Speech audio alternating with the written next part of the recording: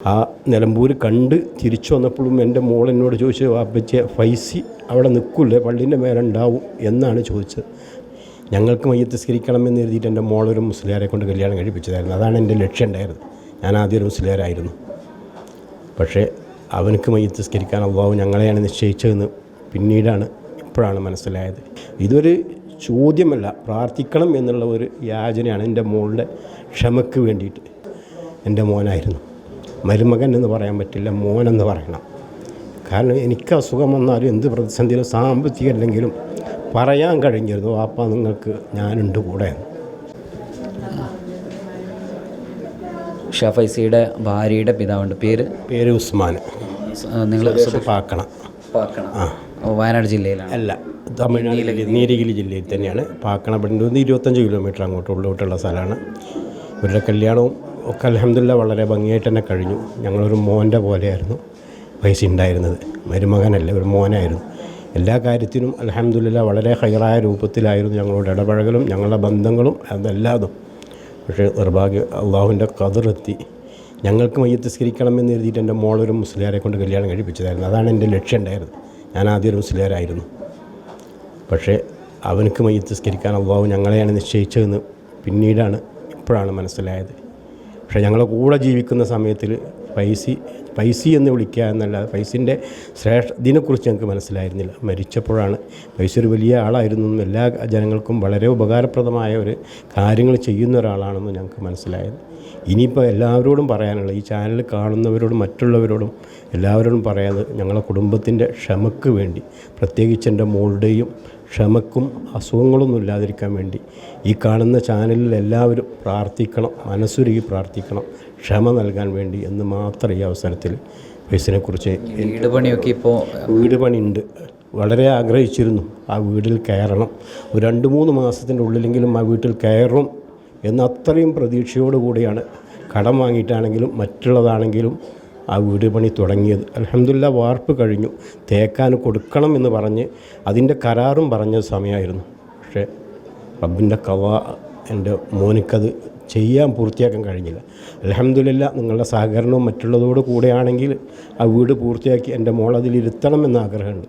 പക്ഷേ ഞാനൊരു കൂലിപ്പണി, ഒരു ചപ്പാത്തി കമ്പനിയിൽ വണ്ടൂർ ജോലി ചെയ്യുന്ന ഒരാളാണ് ഞാൻ. എനിക്കും ഈ കുടുംബത്തിൻ്റെയും സാമ്പത്തികമായ അവസ്ഥകൾ പൂർത്തിയാക്കേണ്ട രൂപത്തിലേക്കല്ല. എന്നാലും റബ്ബിൻ്റെ ഖളാ എന്താണെന്നറിയില്ല. എവിടെയാണോ അള്ളാഹു തആല അനുഗ്രഹം ആർക്കാണോ തന്നതെങ്കിൽ ഇൻഷാ അള്ളാ വല്ല വഴുകാതെ അടുത്ത റമളാനിൻ്റെ മുമ്പിൽ അത് പൂർത്തിയാക്കി എൻ്റെ മോളെ അതിന് ബന്ധപ്പെട്ട അവരുടെ ആരെങ്കിലും ഒക്കെ വിളിച്ച് അത് ഒന്ന് കയറിയിരിക്കണം എന്ന് ആഗ്രഹമുണ്ട്. റബ്ബ് നിങ്ങളുടെ എല്ലാവരും. നിർമ്മാണം വാർപ്പ് കഴിഞ്ഞു, വയറിങ്ങിൻ്റെ പകുതി ഭാഗങ്ങളും കഴിഞ്ഞു. ഇനി തേപ്പ് കഴിഞ്ഞിട്ട് അടിയിലൊരു കാർപ്പറ്റെങ്കിലും വിരിച്ച് ഞങ്ങൾക്കതിൽ മാറണം എന്ന് വലിയ ആഗ്രഹത്തോടു കൂടെയാണ്. എൻ്റെ മോനായിരുന്നു, മരുമകൻ എന്ന് പറയാൻ പറ്റില്ല, മോനെന്ന് പറയണം. കാരണം എനിക്ക് അസുഖം വന്നാലും എന്ത് പ്രതിസന്ധിയിലും സാമ്പത്തികം അല്ലെങ്കിലും പറയാൻ കഴിഞ്ഞിരുന്നു, വാപ്പ നിങ്ങൾക്ക് ഞാനുണ്ട് കൂടെ. ഏത് സമയം എന്തിനും സഹായിക്കുന്ന ഒരാളായിരുന്നു.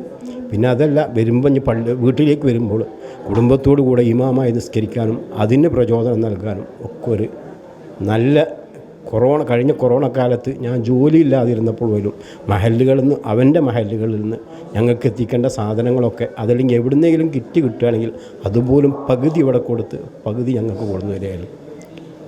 അത്രയും സ്നേഹമുള്ള, അതുകൊണ്ടാണ് ഒരു മരുമകൻ എന്ന് പറയുന്നതല്ല, ഒരു മോനെന്ന് പറയുന്നതാണ് ഏറ്റവും ഈ സമയത്തിൽ ഉചിതം എന്ന് ഞാൻ മനസ്സിലാക്കുന്നു.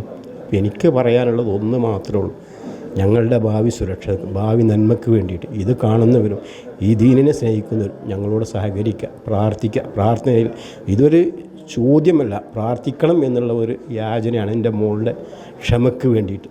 കാരണം അത്രയും 8 വർഷം കല്യാണം കഴിഞ്ഞു, 3 പ്രാവശ്യം പറയാൻ പാടില്ലെങ്കിലും ഗർഭിണിയായി റബ്ബ് ഒരു ആൺകുഞ്ഞിനെ തന്നു. 8-ാം മാസത്തിൽ ആ കുഞ്ഞ് മരിച്ചുപോയി. അതിൻ്റെയൊക്കെ സങ്കടത്തോടു കൂടി ജീവിക്കുന്നൊരു കുടുംബമാണ് ഞങ്ങളത്, എൻ്റേത്. ഇവരും അതുപോലെ തന്നെയാണ്. മോനക്കൊരു കാണണം. പക്ഷേ ഇവരുടെ ഭാഗത്തുനിന്നും ഞങ്ങൾ നല്ല സഹകരണങ്ങളായിരുന്നു. ഒരു ബുദ്ധിമുട്ടോ ഒരു ഇതോ എൻ്റെ മോൾക്ക് ഇന്ന് വരെ ഉണ്ടായിട്ടില്ല. ഇവരുടെ ഭാഗത്തുനിന്നും ഞങ്ങളുടെ ഭാഗത്തുനിന്നും ഒരു ഇതുമില്ല. നല്ല സന്തുഷ്ട കുടുംബങ്ങളായി മുന്നോട്ട് പോവുകയാണ്. എന്തിനേറെ പറയുന്നു, ആ നിലമ്പൂർ കണ്ട് തിരിച്ചു വന്നപ്പോഴും എൻ്റെ മോൾ എന്നോട് ചോദിച്ചു, അപ്പച്ചേ ഫൈസി അവിടെ നിൽക്കില്ലേ, പള്ളീൻ്റെ മേലെ ഉണ്ടാവും എന്നാണ് ചോദിച്ചത്. അപ്പോഴും ഞാൻ സമാധാനം പറഞ്ഞ് നാളെ ഞാൻ അവിടെ മേപ്പാടി പോയി തിരിച്ചു വരുമ്പോൾ പൈസനെ കൊണ്ടേ വരുള്ളൂ എന്നാണ് പറഞ്ഞു.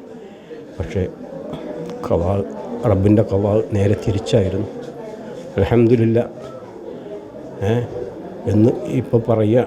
എനിക്കിപ്പോഴല്ല എപ്പോഴും ഒരു കേടുകൂടം പറ്റാതെ സന്തോഷത്തോടു കൂടെ ഇന്ന് മുസ്ലിയാർ പള്ളിയത്തെ വയല് പറഞ്ഞ പോലെ 4 ഉഖ്റവിയായ ഷഹീദിൻ്റെ മർത്തബയിലേക്കാണ് ഫൈസിൻ്റെ 4 ഘട്ടങ്ങളിലേക്ക് നീങ്ങിയെന്ന് പറഞ്ഞു. അൽഹംദുലില്ലാ അൽഹംദുലില്ലാ. നാളെ ഞങ്ങളെ സ്വർഗത്തിലേക്ക് കൊണ്ടുപോകുമ്പോൾ ഞങ്ങളുടെ മുമ്പിൽ നടക്കാൻ ഒരമലായി ഫൈസിനെ ഞങ്ങൾക്ക് നൽകണേ. ഫൈസ് ഞങ്ങളുടെ മുമ്പിൽ ഞങ്ങളെ കയ്യിൽ പിടിച്ച് സ്വർഗത്തിലേക്ക് കൊണ്ടുപോകണേ എന്നൊരു പ്രാർത്ഥന മാത്രമേ ഉള്ളൂ. ഈ അവസരം കുഞ്ഞ് മരിച്ചു എന്ന് പറഞ്ഞു 8 മാസം എന്തെങ്കിലും കുഞ്ഞിന് അസുഖം എന്നല്ല, 8 മാസമായപ്പോൾ ഗർഭസംബന്ധമായ വയറ്റിലെന്തോ വെള്ളക്കുറവ് അങ്ങനെ എന്തോ എന്ന് പറഞ്ഞ് കുട്ടി മരിക്കാൻ അന്ന് ഞാൻ ഓപ്പറേഷൻ ചെയ്ത് ഞാൻ ഹോസ്പിറ്റലിലുള്ളത്. ഞങ്ങൾക്ക് കാണാൻ കഴിഞ്ഞില്ല. ഞാനൊരു സുഖമില്ലായ്മ ഞാനൊരു ഓപ്പറേഷനായിട്ട് ആശുപത്രിയിൽ അഡ്മിറ്റായിരുന്നു. അവരിവിടെ എന്നാലും എന്നെ വിളിച്ച് സമാധാനിപ്പിക്കാൻ ഒന്നുമില്ല എന്ന് പറയാൻ എൻ്റെ മോന് മാത്രമേ ഉണ്ടായിരുന്നുള്ളൂ. അൽഹംദുലില്ലാ റബ്ബിൻ്റെ ഖളാ ഇതായി. ഇൻഷാ അല്ലാഹ് നാളെ ആഖിറത്തിലേക്ക് ഒരു മുതൽക്കൂട്ട് അവനും അവൻ്റെ മോനും എനിക്കും എൻ്റെ കുടുംബത്തിനും ഈ കുടുംബങ്ങൾക്കും നൽകും എന്നുള്ള വളരെ സന്തോഷമായ വിശ്വാസത്തോടു കൂടിയാണ് ഇനിയുള്ള എൻ്റെ മുന്നോട്ട് ജീവിതം. വീട് പണി അൽഹംദുലില്ലാ പൂർത്തിയാവണം എന്ന് തന്നെയാണ് എൻ്റെ ആഗ്രഹം. അതിനെല്ലാവരും പ്രാർത്ഥനയോടുകൂടെ തന്നെ സഹകരണങ്ങളും ഉണ്ടാവും എന്നുള്ള പ്രതീക്ഷയോടുകൂടെ ഇൻഷാ അല്ലാഹ് നാളത്തെ എൻ്റെ ജീവിതം അങ്ങോട്ട് പോകും.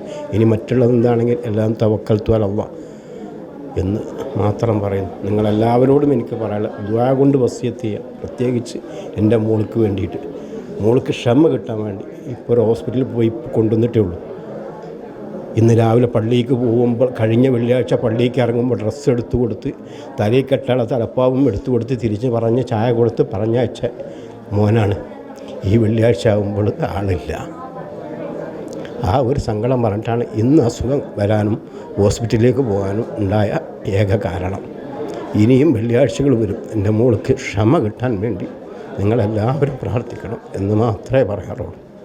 അതിൽ കൂടുതലൊന്നും എനിക്ക് പറയാനില്ല. waytonikah.com, the exclusive Muslim matrimonial site.